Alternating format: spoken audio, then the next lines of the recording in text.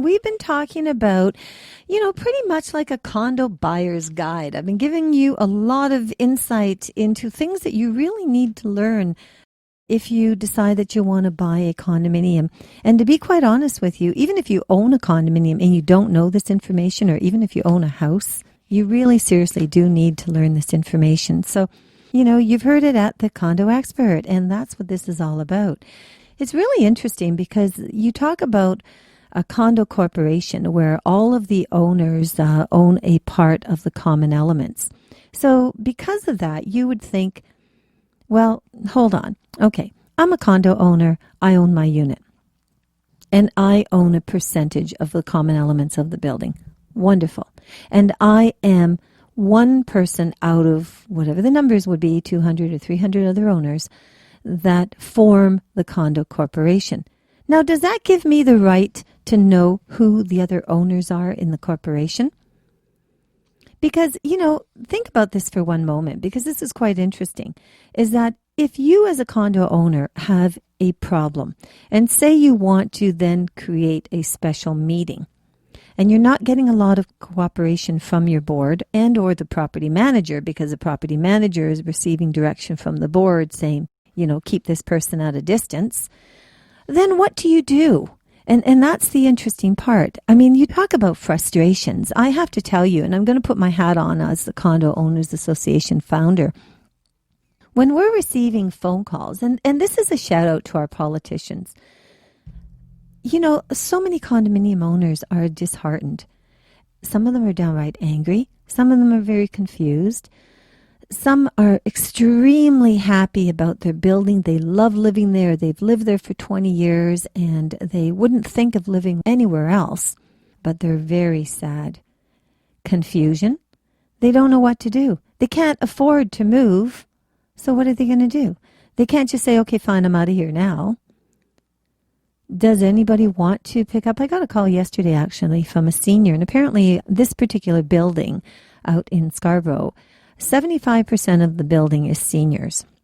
And the sad part is that the list of issues that he threw out at me, I was floored.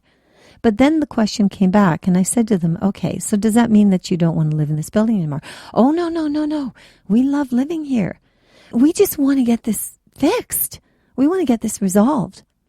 But the interesting part is that, if you think about something, so you as a condo owner, if you don't have any way at all of arranging to advise all the other owners, and you don't want to go around the building and knock on everyone's door, because of course that could be a problem as well, and not only that, the board could stop your security or anything, because there's another part about canvassing and whatnot within the building on most declarations. So the sad part is that, how then do you get to the other owners? And what about owners that are off-site and don't even live in the building? I mean, you could talk to the tenant, but is the tenant going to give you that person's information? But interesting enough is that there was a court case, and a few years back, a gentleman who had a problem and was seeking damages. He wanted access to the records of the corporation, and that included a list of the owners, because he wanted a list of the record of owners' names and addresses. And he was refused. So he did not have access to it. So therefore, it's interesting because there's so many different things. I mean, currently we have the Electronic Commerce Act as well. And there's no specific requirements for an electronic equivalent of a seal. So for example, okay, interesting enough, I mean, you're signing authorities and so on. How are they all justified if we don't have that kind of thing set in place either? So when we talk about requirements, even for instance, like status certificates, there was a question as far as the legalities of electronic status certificates. And that's got to be a really big question, to be quite honest with you. And I don't know. I mean, this is not a warning of any sort. This is just open conversation. Because right now, as a realtor, or any realtors out there, quite frankly. And as you know, I'm registered with the Sutton Group Quantum Realty as a registered real estate agent. A lot of realtors now, they go to an electronic status certificate. Generally, what happens is it comes out in PDF form. And sometimes you may get a USB key, or a lot of times it'll come in an email platform, and it'll require a code that's been provided to you when you're registered in to receive it. But the interesting part is that status certificate is actually may not be coming directly from the board of directors, but it could be coming from the property management company, who then took the condo declarations and so on and uploaded them and put them through the systems that are out there. And there's $100 and $125 charges in order to secure and obtain these. I guess the two problems is, number one, the information actually belongs to the condo corporation. So why isn't the condo corporation receiving the monies for their own information? So that's a really interesting one, because the problem is that, in a traditional fashion, to actually obtain the status certificate and the financials from the condo corporation really guarantees you that you've got the definite, real hard signature of a board member that's approving the package, the status certificate, and so on. And you're receiving it right from the building. Again, the charge, who's the check being issued out to, I don't know. In every building, it seems to be somewhat different. So, it's kind of an interesting situation that's happening right now. And it seems to me as there was so much talk about the Competition Bureau and the way that real estate works and the power of the MLS system and so on. I don't know. I mean, maybe there seems to be a subject that needs to go out there with respect to condominium status certificates, because we want to make sure that anybody that purchases a condominium, number one, the lawyers will only review what they've been provided. What they've been provided is through this system. But the question is the system regulated? So that's the problem. And is it a system that's allowed openly, to anyone that has access to be able to provide this kind of system? Or maybe the status certificates should have a completely different, nonpartisan situation, and which possibly could allow a lot more protection to condominium owners who are selling and have status certificates, who provide them to buyers who are buying. To date, we haven't had any legal issues for that as far as I know, but I don't know. I'm not a lawyer. At full disclosure, I am a realtor.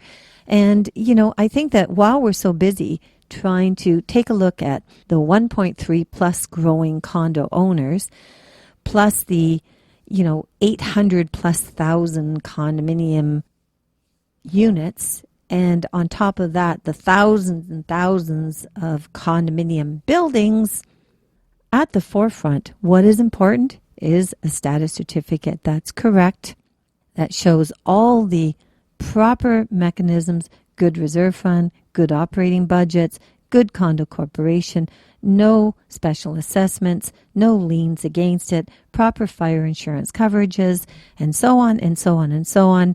Then with the knowledge that I can provide you, you will definitely be looking at a good investment.